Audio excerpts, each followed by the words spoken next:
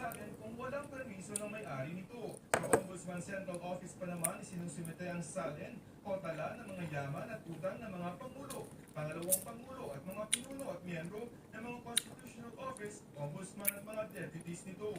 Pero kahit bago pa ilabas ang circular ay hindi na sinasapubliko ng ombudsman ng salin ng mga opisyal para sa taong 2018. Kaya nga 2017 salin na ni dating Pangulong Rodrigo Duterte ang huling nakita ng publiko. Pero sa pagbaliktad ni Remulla sa dating patakaran ni Martires, mabubungkal na mga salin na hawak nito na mula pa taong 2015. Ibig sabihin, kasama dyan ang mga salin ni Duterte, dating Vice President Leni Robredo, pati ang kinapangulong Bongbong Marcos at Vice President Sara Duterte na hanggang ngayon ay hindi pa nakikita ng publiko. I'm opening a can of worms, but so be it. Why not? Ano yun, public information nga yun, hinahanap natin. When we talk about transparency, let's go all the way.